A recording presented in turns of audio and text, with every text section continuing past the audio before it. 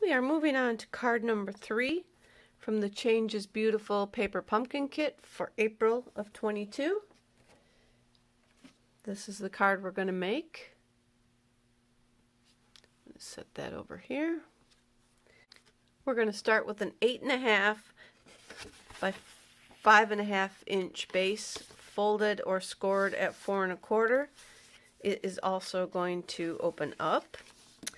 I have a Melon Mambo layer that is 5 1/4 by 4, but I also wanted to let you guys know that you could use, for a cute look, you could use the inside of this envelope, but I didn't want to waste it because you're only got a little 1/4 inch showing. But if you want to cut your card piece down a little bit so more of your base shows, then by all means you can cut into this. Otherwise, mail your card in it, or you cut this up and use it for a different card. But I just wanted to show you that you did have that option there. So I'm going to cut this card.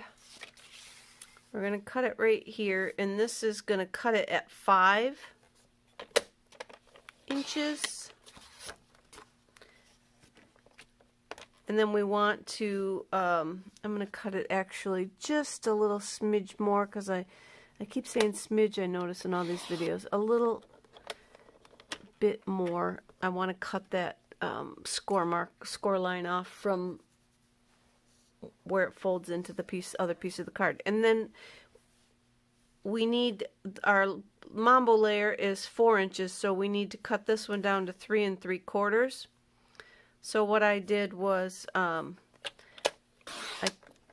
cut a larger piece off the top, and then I just went and cut just a little bit off the bottom, but you can cut it all off the top.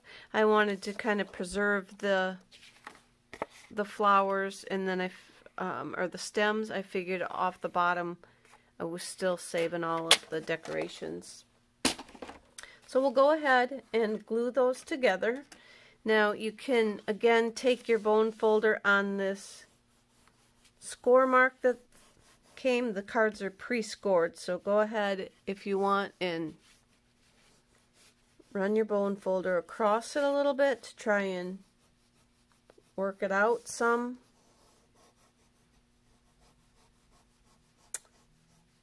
Not a big deal. We're going to really kind of cover up most of it. So I'm going to go ahead and glue these together.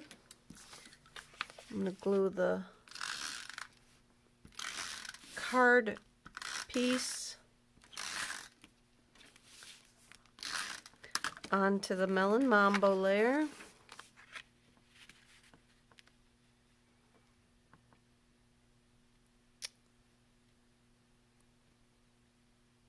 Thinking that looks pretty good.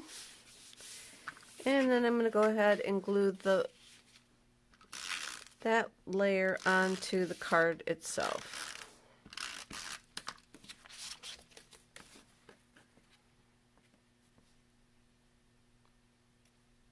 Looks pretty close.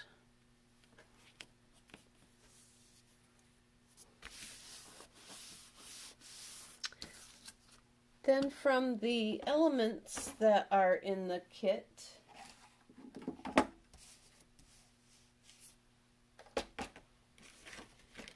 we're going to take the big flower off. And then now if you get these little catchy, pokey things from where it was attached, just give them a little trim, get them off there. Then you want these 3 little yellows.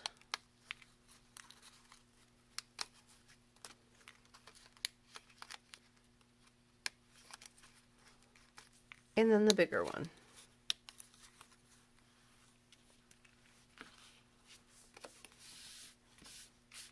I'm going to use some dimensionals and pop the flower up.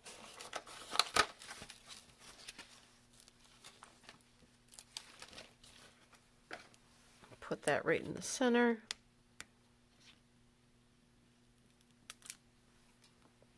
I'm going to pop that flower up, and I I want it to kind of look like it's on this stem here in the back. But I guess be careful that you don't want it to go over the top of the card. Up off the top up here. Then I've got these little guys. And I'm going to use some small dimensional pieces for the back of those. This card's really simple and quick. It's just going to be a matter of where do I want to stick my little flowers at. So we got one there. I misplaced one from my sample, so I only have 2 on that one, but we can... Actually, I'm going to wait on the rest of these. I'm going to go to the sentiment and get that on first. So I have a 1 1/4 inch by 2 inch piece of basic white. And I'm using a greeting from my stamp set called Flowers of Friendship because I wanted a taller greeting because I want to cover up the, we're going to call that a cocoon chrysalis. I'm going to cover that up. So I'm going to use the Evening Evergreen with the Life is Better with Friends Like You stamp.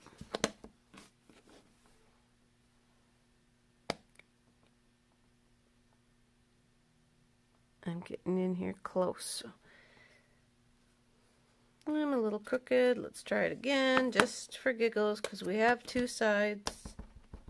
I'm going to pull it back down here by me so maybe I can hover over it a little better and stamp it maybe not quite so crooked. And then I mounted that on a 1 1/2 by 2 1/4 inch piece of the Evening Evergreen.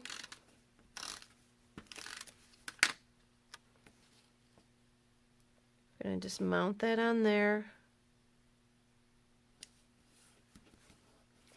And then I mounted that flat on the front of the card because I got all the flowers popped up. I didn't want to pop up the saying too, but you definitely could. And then I'm going to slide this under the flower. And I want this little stem over here to kind of be usable. So that's why I'm kind of tucking it in there. And I'm contouring my words a little bit with the flower. You know, there's a lot of thought that goes into this stuff, you know.